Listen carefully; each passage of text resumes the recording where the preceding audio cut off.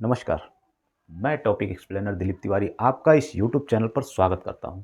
आपने अक्सर news channel पर न्यूज़पेपर्स में यह सुना होगा कि ईडी ने आज यहाँ छापा मारा, ईडी ने आज ये किया वो किया। ये ईडी है क्या? आज इस टॉपिक पर खुलकर चर्चा करेंगे, फुल चर्चा करेंगे, फुल केस स्टडी के साथ आया हूँ इस वीडियो में। अगर आप चैनल पर नए हैं तो कृपया चैनल को सब्सक्राइब अवश्य कर लें। जब कोई टैक्स चोरी करने के उद्देश्य से कोई संपत्ति बनाता है तो ईडी उसकी जांच करती है। ईडी आर्थिक अपराधों या विदेशी मुद्रा कानूनों के उल्लंघन की जांच के लिए बना एक संगठन है। ईडी की स्थापना 1 मई 1956 को हुई थी और इसे ईडी का नाम 1957 में मिला था। PMLA यानी the prevention of money laundering act 2002। इसे आसान भाषा में समझें तो 2 नंबर के पैसे की हेरा फेरी करने वालों के ऊपर कानूनी कार्रवाई करने के लिए PMLA एक्ट 2002 बनाया गया। हालांकि ईडी 2002 में भारत में बनाया गया, लेकिन इसे लागू 2005 में किया गया जब कांग्रेस का शासन था और पी चिदम्बरम वित्त मंत्री थे। एक सवाल हमेशा आपके, हमारे और हर किसी के ज़हन में लगभग आता ही है और हमेशा सुनने को मिलता है कि सीबीआई और ईडी में बड़ा कौन है, किसकी पावर अधिक है। तो आपको बता दूं कि सीबीआई को किसी भी मामले की जांच के लिए हाई कोर्ट, सुप्रीम कोर्ट, केंद्र सरकार और यहां तक कि अगर किसी राज्य का मामला है तो उस राज्य के सरकार से परमिशन लेनी पड़ती है। लेकिन ईडी को किसी से भी परमिशन लेने की जरूरत नहीं। ईडी को गिरफ्तारी के लिए, जांच के लिए सिर्फ एक रीजन बताना होता है, वो भी मौखिक, कोई वारंट नहीं दिखाना होता। क्योंकि ईडी को PMLA 2002 के तहत यह अधिकार मिला हुआ है कि वह किसी की भी संपत्ति बिना पूछताछ के ही जब्त कर सकता है। ईडी की गिरफ्तारी में जमानत बड़ी मुश्किल होती है। मनी लॉन्ड्रिंग क्या है, नंबर 2 का धंधा क्या है, मनी माफिया किस प्रकार काम करते हैं।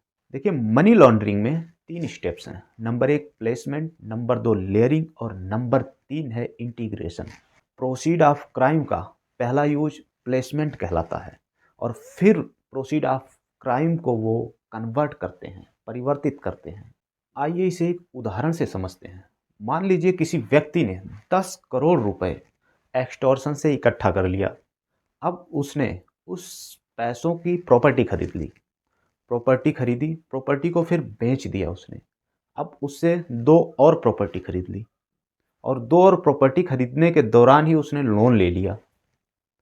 अब यह पैसा वो कन्वर्ट करने की कोशिश कर रहा है। उसने लोन ले लिया, कोई उससे पूछेगा कि ये प्रॉपर्टी भाई कहाँ से खरीदी तुमने इतनी? अब वो कह देगा कि हमने बैंक से लोन लिया।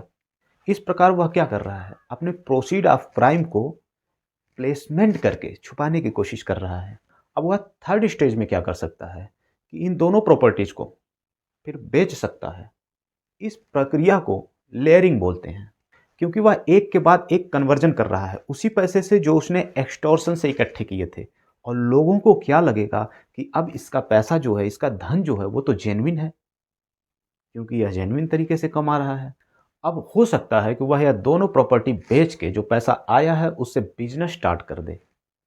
अब बिजनेस से जो पैसा आएगा वो तो जेन्युइन होगा, सभी देखेंगे भाई जेन्युइन है, सब कुछ दिखेगा उसमें, पैसा जेन्युइन आ रहा है। लेकिन शुरुआत एक्सटॉर्शन, शुरुआत 2 नंबर के धंधे से हुई है, नाजायज वसूली से हुई है, तो वह पैसा नाजायज वसूली का है। तो इसी प्रोसेस को क्राइम कहा जाता है। इस प्रक्रिया में ब्लैक मनी को वाइट मनी में कन्वर्ट किया जाता है और इसी प्रक्रिया को इन्वेस्टिगेट करने का काम ईडी करता है। आशा करता हूं कि ईडी अच्छी तरह आपको समझ में आ गया होगा। अगर यह वीडियो आपको पसंद आई हो, वैल्यूएबल लगी हो तो कृपया चैनल को सब्सक्राइब करके ही जाएं। मिलते हैं किसी अगले वैल्यूएबल वीडियो में, तब तक के लिए नमस्कार।